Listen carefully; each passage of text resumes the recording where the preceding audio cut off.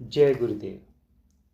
श्री स्वामी विष्णु तीर्थ जी महाराज द्वारा रचित आत्मबोध के पृष्ठ संख्या 92 से आगे। उनका कथन था कि मैं राम नाम के बिना एक क्षण नहीं रह सकता। गांधी जी के इतना व्यस्त सार्वजनिक जीवन व्यतीत करते हुए भी राम नाम बिना एक क्षण न रहने की बात से उनकी उच्च मानसिक अवस्था का अनुमान लगाया जा सकता है। बाल्यावस्था की शिक्षण पद्धति के संस्कार जाति के भावी निर्माणार्थ सतत योग देते रहते हैं। भगवान का कथन है, भोगेश्वर प्रशक्तानाम तया पह्यतचेतसाम व्यवसायात्मिका बुद्धि समाधो न विधीयते। भावार्थ यह है कि व्यवहार में रहते हुए उन्हीं लोगों की व्यवसायत्मिका बुद्धि समाहित नहीं रह सकती जो भोग और ऐश्वर्य में आसक्त हैं और जिनका चित्त भोगेश्वर की कामनाओं और तत्संबंधी लौकिक व्यवसायों में संलग्न रहता है। परंतु निवृत्तिपरायण मनुष्यों का चित्त राग द्वेष से मुक्त होता है, इसलिए उनकी बुद्धि सब कुछ करते रहते पर भी समाहित अवस्था से च्युत नहीं होती। ऐसा मनुष्य व्यवहार कुशल कहा जाता है। प्रातः स्मरणीय रामदास जी ने दास बोध में कहा है कि जो मनुष्य व्यवहार कुशल नहीं है वह परमार्थ कुशल भी नहीं हो सकता है।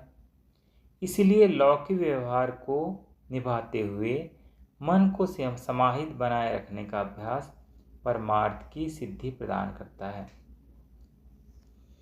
जैसे पानी तैरने का साधन है, पर तैरना न जानने वाले को डुबा देता है, उसी प्रकार व्यवहार कुशल व्यक्ति सामान्य मनुष्य के सदृश ही लौकिक व्यवहार में रहकर अपना कर्तव्य पालन करता है।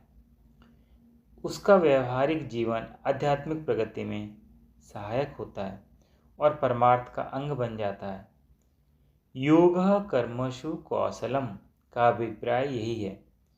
वह कर्मयोगी कर्मों के विपाक रूपी जन्म मरण के बंधन में नहीं आता। साधक मंडली के सदस्य इस विषय पर भली प्रकार विचार करें कि उनकी पारिवारिक परिस्थितियां साधन में कहाँ तक सहायक हैं। इस दृष्टि में मैं सदा गृहस्थियों को परीक्षा देने के पक्ष में रहा हूँ। ऐसा मेरा अनुमान है कि गृहस्थाश्रमी साधक के अंतिम दिवस शांतिमय गुजरते हैं।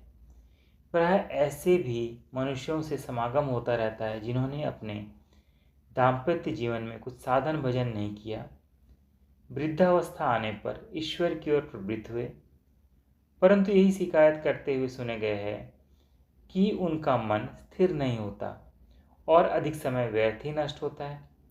उनकी सहायता के लिए पूर्व संपादित भूमिका का अभाव उस समय खटकता है। बहुधा देखा जाता है कि युवावस्था में साधकों का उपहास किया जाता है। माता पिता भी डरते हैं कि वह गृहस्थ से विरक्त हो जाएगा। यदि विवाहित हो तो पत्नी को भी ऐसी चिंता होने लगती है। ऐसी किसी संभावना के वास्तविक अथवा काल्पनिक भय को दूर करने के लिए मेरी सम्मति यही रहती है कि सपत्नीक दीक्षा ले लेनी चाहिए। पति पत्नी दोनों के परमार्थिक जीवन से परिवार में देवी कृपा का हाथ रहता है और एक दिव्य वातावरण का निर्माण होता है। ऐसे दंपतियों की संतानें भी दिव्य लक्षण विभूषित जन्म लेती है। साधक मंडली में पारस्परिक प्रेम एवं सौहार्द रहना आवश्यक है। यह अनुभव की बात है कि उनमें एक ऐसे तत्व की जागृति होने लगती है जो प्रत्येक को व्यवहारिक तथा आध्यात्मिक क्षेत्रों में सहायता देता प्रतीत होता है। परंतु साथ ही यह भी नहीं भूलना चाहिए कि किसी एक के गुप्त मानसिक ईर्ष्या द्वेष के भाव उस तत्व को नष्ट करने का कार्य कर सकते हैं। अतः यह समझना बड़ी भूल है कि व्यवहार और परमार्थ दोनों का मार्ग भिन्न है। सारांश ये है कि यदि व्यवहार परमार्थ का सहायक है तो उस व्यवहार को परमार्थ का अंग मानना चाहिए, और साथ ही यह भी उतना ही सत्य है कि परमार्थ का विनियोग व्यवहार सिद्धि में निमित्त किया जाता हो तो वह परमार्थिका से च्युत होकर व्यवहार का अंग बन जाता है। यहाँ यह कहने की आवश्यकता नहीं है कि सेक्युलर अर्थात धर्मनिरपेक्ष व्यवहार की परमार्थ से निरपेक्षता अथवा विरोध किसी व्यक्ति विशेष को चाहे लाभप्रद हो, परंतु समाज और जाति के अधोमार्गी होने का कारण है।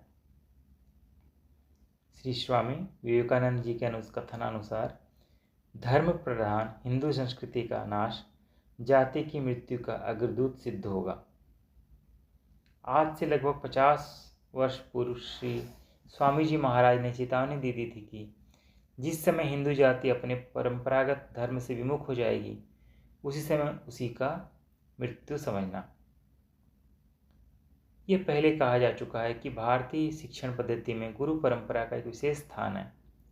महाभारत, योग वशिष्ठ आदि प्राचीन ग्रंथों से प्रतीत होता है कि विद्याएं जो ज्ञान का माध्यम है गुरु से शक्तिपात द्वारा शिष्य को प्राप्त होती है।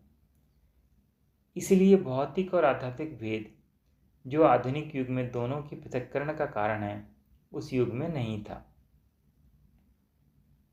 युग दर्शन पर व्यास भाष्य में लिखा है कि आदि विद्वान निर्माण चित्त मधिष्ठाय अनुकंपया असुरे मुने तंत्र प्रवाच, अर्थात आदि विद्वान कपिल भगवान ने निर्माण चित्त द्वारा अनुकंपा से अपने शिष्य आसुरी मुनि को सांख्य शास्त्र का उपदेश दिया। कितना सरल मार्ग था। एक चित्त का निर्माण किया गया और वह चित्त शिष्य में प्रविष्ट होकर उसके चित्त को पूर्ण विद्या का ज्ञान एक क्षण में कराया। योगी अपने सामर्थ्य में ऐसे कार्य के लिए एक नवीन चित्त का निर्माण कर सकते थे। युग दर्शन में कहा है निर्माण चित्ता न्यस्मिता मात्रात,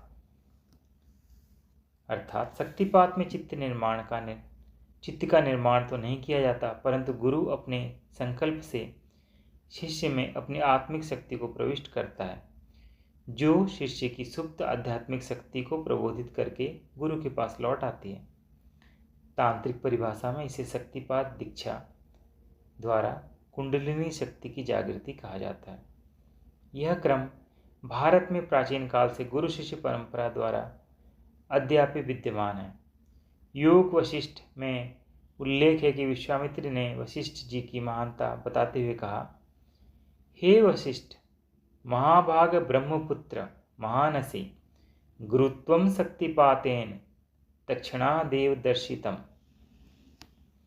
आदि शंकराचार्य जी ने अपने शिष्य त्रोटकाचार्य पर अनुग्रह किया था और उसे एक क्षण में अन्य शिष्यों के तुल्य विद्युता प्रदान की थी।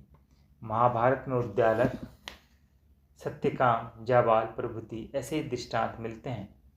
वर्तमान में प्रचलित दुर्लभ शक्तिपात दीक्षा भी उस युग से आई हुई गुरु परंपरागत विद्या का ही चमत्कार है और इस कलयुग में भी उसका प्रभाव आप सबको प्रत्यक्ष है। परंतु हमें उक्त परंपरा की नामावली के अंतिम आचार्य श्री स्वामी गंगाधर तीर्थ जी महाराज का नाम मिला है। ये महापुरुष जगन्नाथपुरी के में चंदल ताल पर रहते थे। उन्होंने श्री नारायण तीर्थ देव महाराज को यह विद्या प्रदान करके आशीर्वाद दिया था कि तुम्हारे द्वारा यह विद्या भारत के कोने कोने में फैलेगी। हमने तुम्हारे आंचल में वह अग्नि बांध दी है जिससे तुम्हारे द्वारा इस विद्या का सर्वत्र प्रचार होगा। श्री नारायण तीर्थ देव महाराज पूर्वी बंगाल में मदिरपुर के निवासी थे। उनसे यह विद्या प्राप्त हमारे गुरु महाराज श्री शंकर पुरुषोत्तम तीर्थ, स्वामी स्वयंज्योति तीर्थ, श्री योगानंद जी एवं श्री गोस्वामी जी के नाम उल्लेखनीय हैं। 700-800 वर्ष पूर्व कश्मीर में अभिनव गुप्त नाम के आचार्य हुए हैं। उनका लिखित शैव दर्शन एक बड़ा साहित्य है जो कश्मीर सीरीज के अंतर्गत प्रकाशित है। उनके लिखित तंत्रालोक और श्रीसूत्र मैंने देखे हैं। दोनों का विषय शक्तिपात है। अभिनव गुप्त ने शक्तिपात के पक्ष में उल्लेखनीय युक्ति दी है जिसकी सार्थकता में पर्याप्त बल है। उनका तर्क है कि ब्रह्म कल्पनातीत तत्व है, उसकी प्राप्ति कल्पना के अंतर्गत साधनों में नहीं हो सकती। ऐसा कोई साधन नहीं जो कल्पना की परिधि से बाहर हो। केवल एक शक्तिपात ही है जिसके द्वारा कल्पनातीत शक्ति की जागृति होती है। वह स्वयं जो क्रियाएं कराती है उनकी भी कोई साधना कल्पना नहीं कर सकता। शक्ति सर्वशक्तिमान की ज्ञानमयी पराशक्ति है। वह जानती है कि कौन सा साधक इस प्रकार से लाया जाना चाहिए। कहा है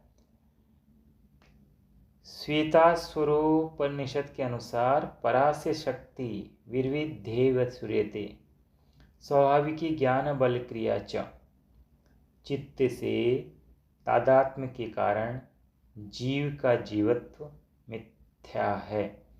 आत्म तत्व का किसी से तादात्म्य नहीं है। पृष्ठ 96 की समाप्ति। जय गुरुदेव।